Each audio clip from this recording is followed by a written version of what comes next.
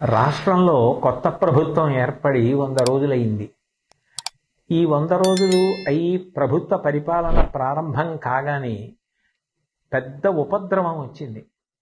కృష్ణానదికి గొప్ప వరదలు రావడం, ఆ వరదల్లో ఎన్నో వేల కుటుంబాలు నిర్వాసితులు కావడం, ప్రజలు అన్నవస్త్రాలకి అలమటించడం లాంటివి కూడా సంభవించాయి. అటువంటి విపత్కర సమయంలో రాష్ట్ర ముఖ్యమంత్రి గౌరవనీయులు శ్రీ నారా చంద్రబాబు నాయుడు గారు జేసీబీ ఎక్కి పడవలో ప్రయాణం చేస్తూ బురద నీటిలో నడుస్తూ ప్రజలందరికీ కూడా ధైర్యాన్ని కల్పించి నేనున్నాను, బెంగ పెట్టుకోవద్దు అని చెప్పి వాళ్లలో ఒక స్థైర్యాన్ని నెలకొల్పారు.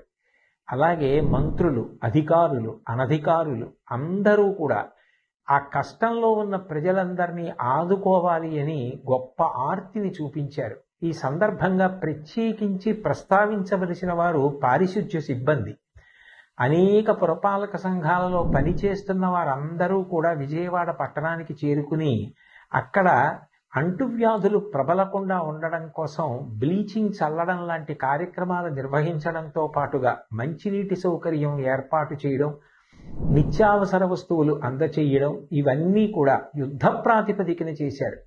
స్వచ్ఛంద సంస్థలకి సంబంధించినటువంటి అనేక మంది సభ్యులు, ప్రజలు, వ్యాపార సంస్థలు, విద్యా సంస్థలు ఇతోధికంగా విరాళాలను ప్రకటించాయి. నిజంగా ఇటువంటి కష్ట సమయంలో అందరూ ఏకోన్ముఖులై నడవడం, అటువంటి సమైక్యతాభావం చూపించడం చాలా చాలా గొప్ప విషయం.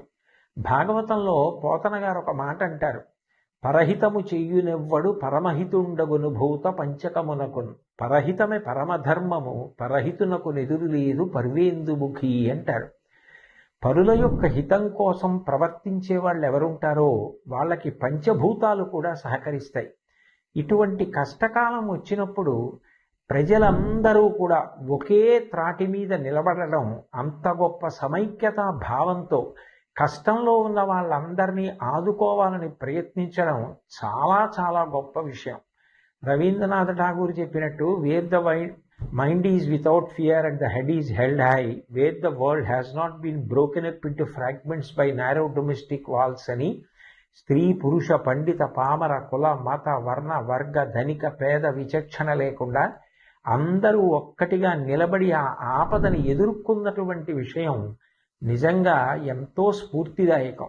రాబోయే కాలంలో కూడా సుపరిపాలన ప్రభుత్వం అందించడానికి, ప్రజలందరూ సమైక్యంగా ఉండి ప్రగతి బాటలో నడవడానికి కావలసినటువంటి మంచి బుద్ధి వైభవాన్ని పొందడానికి భగవంతుడు తన ఆశీర్వచనాన్ని అందించాలని, ఈ రాష్ట్రం బాగా వృద్ధిలోకి రావడానికి అది కారణం కావాలని నేను భగవంతుణ్ణి ప్రార్థన చేస్తూ, నిజంగా ఈ కష్టకాలంలో అంత గొప్పగా నిలబడిన అందరికీ నా హృదయపూర్వక నమస్కారాలు తెలియచేస్తూ సెలవు తీసుకుంటున్నాను.